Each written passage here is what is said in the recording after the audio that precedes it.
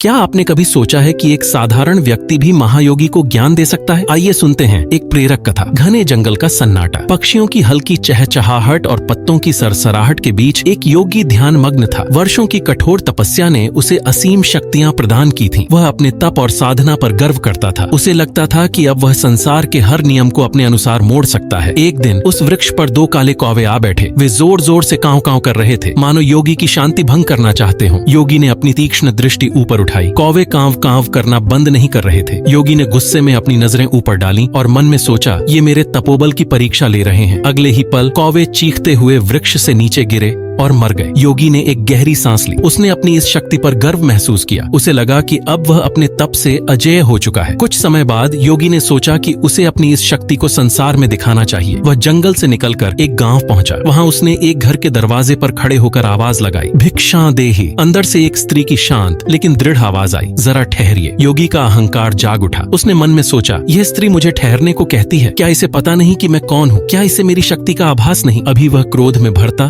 तभी अंदर से वही आवाज फिर सुनाई दी, बेटा क्रोध मत करो, यहाँ कौवे नहीं रहते। ये सुनते ही योगी स्तब्ध रह गया। उसकी आंखें फैल गईं और माथे पर चिंता की रेखाएं उभर आईं। वह सोचने लगा, यह स्त्री मेरे मन की बात कैसे जान गई? उसने मेरे क्रोध और मेरे अहंकार को पहचान लिया। कुछ समय बाद दरवाजा खुला। एक साधारण वेशभूषा में एक स्त्री बाहर आई। उसके चेहरे पर अद्भुत तेज और शांति थी। योगी उसके चरणों में गिर पड़ा और बोला, माँ तुमने ये कैसे जाना? क्या तुम मुझसे भी बड़ी योगिनी हो? स्त्री ने मुस्कुराकर उत्तर दिया, नहीं बेटा, मैं तो एक साधारण गृहिणी हूँ, लेकिन मैंने अपने जीवन का हर क्षण अपने धर्म का पालन करते हुए बिताया है। जब तुमने पुकारा, मैं अपने बीमार पति की सेवा कर रही थी। मेरे लिए वही सबसे बड़ा धर्म है। अपने धर्म का पालन करते करते मेरा मन इतना निर्मल हो गया है कि उसमें सब कुछ स्पष्ट दिखाई देने लगा है। स्त्री ने आगे कहा, अगर तुम्हें सच्चे ज्ञान की इच्छा है तो अमुक नगर में उस व्याध के पास जाओ। वह तुम्हें सिखाएगा कि धर्म और योग का सच्चा अर्थ क्या है। योगी स्त्री के निर्देशानुसार उस नगर पहुंचा। वहां उसने देखा कि एक साधारण व्यक्ति मांस का व्यापार कर रहा है। वह बड़े मनोयोग से अपने ग्राहकों की सेवा कर रहा था। योगी ने आश्चर्य और संकोच के साथ उससे पूछा, क्या आप ही वह व्याध हैं जिसके पास सच्चा ज्ञान है? व्याध मुस्कुराया और विनम्रता से उत्तर दिया, हाँ मैं ही हूँ, लेकिन ज्ञान पाने के लिए पहले अपने गर्व को त्यागना होगा। योगी ने सिर झुकाकर कहा, कृपया मुझे सिखाइए। व्याध ने समझाया, सच्चा योग और धर्म तप या शक्ति में नहीं है, बल्कि अपने कर्तव्यों के निष्ठापूर्ण पालन में है। मैं एक साधारण व्यक्ति हूँ, लेकिन मैं अपने माता पिता की सेवा करता हूँ, अपने परिवार के लिए परिश्रम करता हूँ और अपने काम में ईमानदारी बरतता हूँ। यही मेरा धर्म है। फिर उसने कहा, योग वह है जो हमें दूसरों के लिए उपयोगी बनाए। शक्ति का अहंकार हमें अंधा कर देता है। कर्तव्य, प्रेम और सेवा का मार्ग ही सच्चे धर्म का मार्ग है। व्याध ने एक उदाहरण देकर समझाया, देखो जब सूर्य उगता है तो वह बिना किसी भेदभाव के हर किसी को प्रकाश देता है। नदी बहती है तो वह बिना किसी स्वार्थ के सबका प्यास बुझाती है। यही उनका धर्म है। इसी तरह हर व्यक्ति का धर्म है कि वह अपने कर्तव्यों को पूरी निष्ठा से निभाए। यही सच्चा योग है। योगी ने व्याध के चरणों में झुककर कहा, अब मुझे समझ आ गया है कि सच्चा योग शक्ति पाने में नहीं, बल्कि अपने कर्तव्यों और धर्म का पालन करने में है। मैंने तपस्या में शक्ति तो पाई, लेकिन सच्चा ज्ञान नहीं। आज आपने मेरी आंखें खोल दी। सच्चा धर्म और योग अपने कर्तव्यों का निर्वहन करना है। जो जीवन दूसरों के लिए उपयोगी नहीं, वह जीवन व्यर्थ है। जीवन का असली उद्देश्य तपस्या या शक्ति नहीं, बल्कि कर्तव्य, सेवा और विनम्रता से भरा धर्म का पालन है। यही व्याध गीता का संदेश है। क्या आपको भी लगता है कि धर्म और कर्तव्य हमारे जीवन की सबसे बड़ी ताकत है? अगर हाँ, तो हमारे चैनल को सब्सक्राइब कीजिए और अपनी राय कमेंट्स में बताइए।